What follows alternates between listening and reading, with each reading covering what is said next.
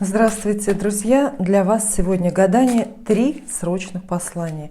Если вы нашли это видео случайно или намеренно на просторах интернета, это значит, что ангелы спешат вам сообщить следующее, имеют вам что-то сказать. Какие ангелы? А вот они, посмотрите. Таро ангелов у меня в руках. Очень выразительные карты, очень красивые, честные и по-своему добрые, но надеюсь, что не слишком. Итак, 3 послания. Подумайте о том, что беспокоит вас и что составляет главную тему вашей жизни в настоящий момент. Это надо для того, чтобы вы услышали послание, чтобы вы услышали новости строго свои, чтобы это гадание оказалось не общим, а вашим частным, личным и персональным. Хотите ли вы выгодно продать квартиру сейчас? Или вам нужно помириться с лучшей подругой?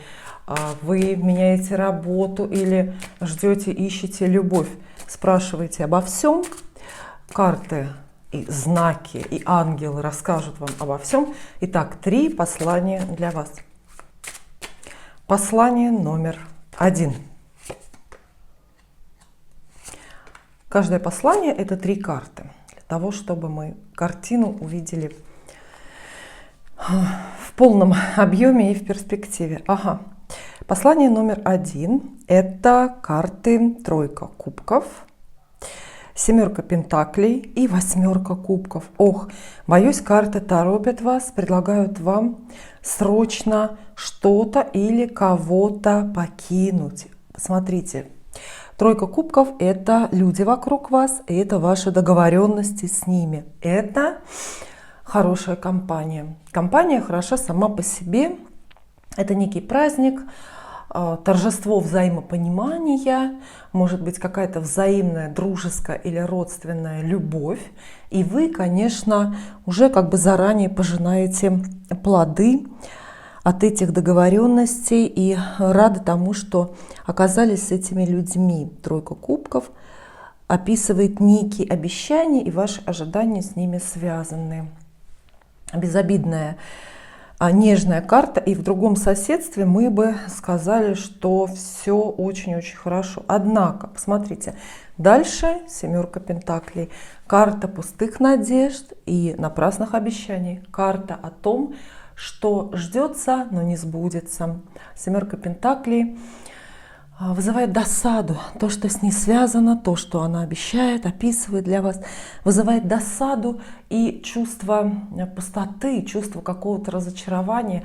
И появляется ощущение, что надо ждать дальше, что нужно работать над вопросом, над темой дальше. И что нужно еще много-много в эту историю как-то вкладываться. Но дальше, посмотрите, срочный сигнал. 8 кубков. Она как раз говорит, нет, не надо вкладываться, не надо ничего ждать. Чем скорее вы откажетесь от ожиданий, тем будет легче, лучше для вас. Тем скорее вы сможете переключиться на что-то более реальное, на что-то более конструктивное. Вот в таком наборе эти 3 карты на что похожи? Например, тройка кубков. Вы состоите в любовном треугольнике. И, естественно, ждете, что победа и окончательный выбор героя будут за вами. Но посмотрите, нет, карты дальше говорят. От этой истории, от этого соперничества, пусть даже безобидного и такого благополучного, вам лучше отказаться, потому что этот ваш план обречен. Про работу вполне возможно, что знакомые люди, милые, вызывающие доверие, обещают и уже долго вас устроить на какую-то хорошую работу. Вы ждете, но не просто ждете, а вы отказываете от других возможностей, отвергаете другие вакансии, какие-то другие предложения. То же самое говорят карты. Все это неплохо, но на данном этапе вашей истории это все не состоится, и впереди досадные ожидания, потеря времени, и в конечном итоге рано или поздно, ну скорее даже рано, вы поймете, что этот план несостоятельный, придется от него отказаться. Точно так же какие-то А люди достаточно близкие, безобидные, могут обещать вам деньги, например, вернуть долг, а могут обещать купить у вас ну, что-то, что вы хотите продать: дом, участок, я не знаю, самолет, яхту. Все это напрасные надежды для вас. И карты спешат, ангелы спешат к вам с посланием только с одним: быстрее отказывайтесь от этого плана, потому что нет. Потому что не получится, обреченный план, вы замечтались, вы совершенно напрасно стали ждать то, чему не суждено сбыться в вашей жизни. Карты эти, ну, не слишком крупные и не трагические, скорее они описывают историю довольно бытовую, ну вот, как я сказала, связанную с романом каким-то, может быть, не слишком важным даже в вашей жизни, с денежными обязательствами, с бытовыми какими-то историями. В конце концов, по этой тройке кубков мы можем даже увидеть какую-то бригаду строительных рабочих, которые обещают со дня на день начать у вас ремонт или закончить, что еще хуже. И в итоге вы ничего просто здесь не можете дождаться. Поэтому спасибо картам, спасибо ангелам. Первое послание, первый жест, первая телеграмма очень выразительная. И кажется, я понимаю для себя, что мне говорят эти карты, от чего мне нужно отказаться и чего мне нужно не ждать. Второе послание. Ну, первое немножко грустное, хоть и полезное. Второе срочное послание ангелов для вас. Послание ангелов для вас. Ну, может быть, что-то более оптимистичное мы увидим. 3 карты. Раз. На вам. И 3. Ну вот видите, святое место пусто не бывает. Действительно, на смену вот этому несостоятельному плану, от которого вам, безусловно, придется отказаться, является нечто новое. Вот эти 3 карты в наборе: десятка жезлов, король жезлов и королева жезлов. Представляете, 3 карты одной масти. Говорят, что очень-очень скоро в вашей жизни начнется новое дело. Предельно трудное, но предельно перспективное. И такое, которое утолит ваши самые честолюбивые замыслы. Карты деятельные, активные и отчасти денежные. Десятка жезлов описывает работу и тяготы ответственности. Однако это нагрузка здоровая. Карта может вам обещать новую карьеру, назначение на новую должность, новую работу, новый, в конце концов, какой-то социальный статус или новые семейные обязательства. Король жезлов сообщает бешеную энергетику этому посланию в целом. Он говорит, эта карта говорит, что ваши желания, ваш энтузиазм будут такими, что прям вот буквально зажгут море. Посмотрите, позади нашего героя море горит. Но это, конечно, очень образное, хотя с точки зрения физики такое возможно.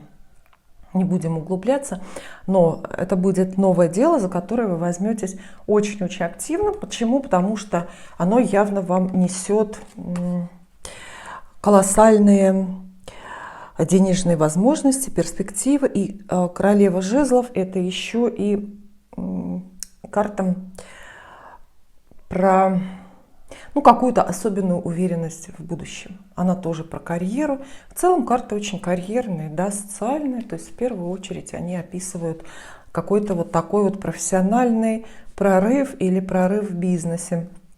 Все очень логично, последовательно, видите, от одного предложения. Кстати, видите, в чем разница? Легкое предложение, приятное, которое вы можете принять с комфортом, которое, очевидно, кажется заведомо, таким вот очень естественным, гладеньким. Это и выход на работу, смена работы, там что угодно, смена места жительства.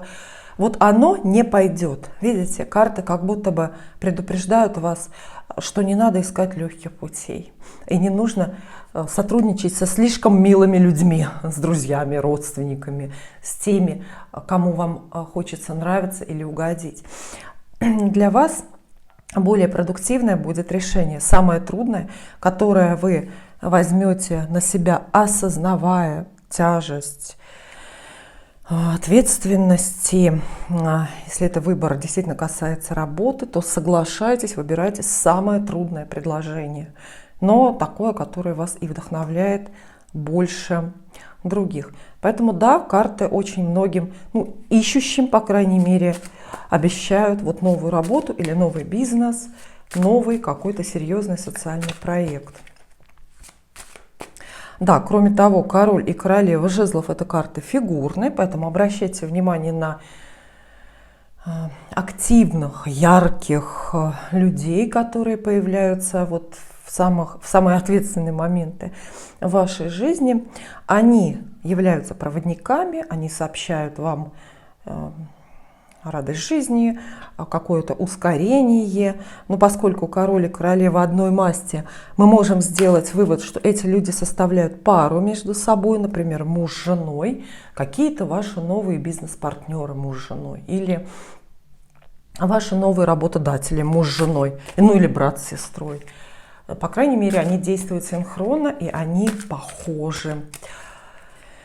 Второе послание для вас очень-очень вдохновляющее. Кстати, появление таких активных карт в раскладе всегда как бы ориентирует вас, вопрошающего, быть активными тоже. То есть вы должны сейчас ничего не бояться, не лениться, не ждать, не знаю, знаков судьбы. За все лучшее надо браться самим, и браться очень дерзко, резко, засучив рукава, не боясь препятствий. Вижу цель, не вижу препятствий. В целом, говорят карты вам.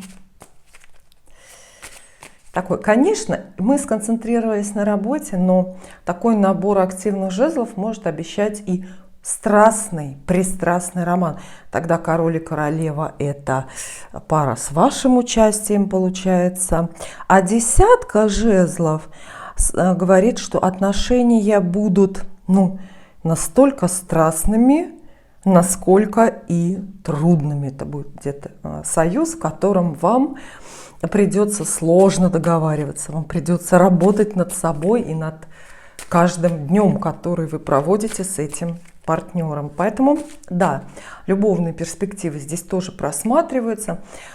И все-таки здесь, видите, есть такое внимание к масти, поэтому, наверное, самым ярким это послание будет для огненных людей. Если вы себя отождествляете с огненной женщиной, королевой жезлов, если у вас солнце в каком-то огненном знаке, Овне, во Льве или в Стрельце, а может быть у вас Венера в огненном знаке или набор других каких-то важных планет, вот судьба вашего скорого времени в том, что весь огонь вашего гороскопа, весь огонь вашей души очень активизируется и направится в какое-то нужное русло, и вы окажетесь даже в паре, не в одиночестве, в наборе с другими такими же одержимыми людьми. Прекрасно. И третье послание для вас. Раз, два. И 3. Третий набор карт — это карты повешенные, четверка жезлов и пятерка кубков. Третий набор карт отчасти продолжает вот это сообщение предыдущее, потому что здесь снова, видите, карта повешенная идет. Речь об ответственности, которая скоро новая для вас наступит и навалится. Речь об обязательствах, которых вам нельзя избежать, да и не нужно избегать. Карта повешенной всегда описывает некий крест, который сбрасывать вредно, во-первых. И, конечно, эти новые обременения могут касаться как карьеры, денег, так и вашей личной жизни. Последовательно карты обещают вам некую несвободу, обещания, которые вам придется дать, пусть даже самим себе. Затем четверка жезлов обещает очень легко, как по взмаху волшебной палочки, развитие какой-то вашей важной жизненной истории. Четверку жезлов часто называют малым колесом фортуны. она ну, как бы радуется сама и радует вас. Это везение, случайная удача. Это очевидный праздник в жизни, момент, которым можно гордиться и который можно запечатлеть в семейном фотоальбоме. Иногда четверку жезлов называют картой свадеб. Вот именно вместе с этой картой любые отношения, трудные, легкие, затяжные или какие-то скорые, очень прямой дорогой приближаются к свадьбе, к моменту бракосочетания. И в этом смысле карта повешенной тоже ведь подходит, потому что брак или помолвка, или даже планы на брак, обещания, которые люди тут дают друг другу, да, за праздником мы не видим часто ответственности и тех клятв, и той несвободы, которую на себя принимаем. То есть вполне возможно, что да, карты говорят про очень-очень странную, непростую, запутанную любовную историю, которая, однако, вполне себе ведет к свадьбе или хотя бы к разговорам о браке. Для людей, для тех, кого в целом интересует романтика в жизни, четверка жезлов еще обещает очень веселое свидание. Вот именно веселое. Знаете, свидание ведь может и как драма выглядеть в книжном варианте, да? А здесь свидание, безусловно, радостное. Это, например, свидание после долгой разлуки с человеком, которому вы бесконечно рады, бесконечно доверяете. А также четверка жезлов – это еще и веселая дорога. И карта обещает вам поездку разного уровня ответственности. Это может быть и командировка, это может быть веселая поездка на курорт, например, куда-то с любимым человеком. Все достаточно скоро развивается, и вы ощущаете, что вам везет. Это, наверное, то, что вы хотели. Однако, видите, окружение у этой четверки не самое простое, да? То есть для вас за этим праздником скрываются многие, несвободы, по-другому тут никак не скажешь, потому что у повешенного всегда в любой колоде руки и ноги связаны. Здесь, может быть, художник так наглядно это не изобразил, но смысла это не меняет. А еще у нас здесь есть карта депрессии, пятерка кубков. Она говорит, что, как, знаете, карты имеют во многом полярное значение. Вот здесь вот в этом эпизоде, в первом эпизоде, вы радуетесь и вообще гоните от себя дурные мысли. А затем приходит отрезвление какое-то, отрезвление. То есть вы эту радость, этот, безусловно, счастливый эпизод видите как будто с другой стороны. А может быть, вы просто устали радоваться, знаете. Я устала радоваться. Пятерка кубков. Понятно, что она не веселая несколько. Мы это понимаем, глядя на иллюстрацию явно. Некоторая утомленность может наступить от собственных успехов. Могут быть сожаления о том, что вы слишком рано порадовались и не учли каких-то вот этих вот обременяющих обстоятельств в этой жизни. Но пятерка кубков хороша тем, что она очень кратковременное расстройство описывает. Это резкое снижение настроения. И она же вам советует себе, вот представьте, не доверять. Если вам в вашей вот этой безусловно счастливой истории местами будет пусто и скучно, это, скорее всего, очень временно пройдет само.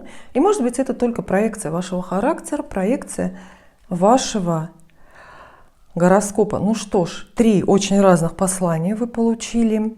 Они предупреждение содержат, один оптимистический посыл.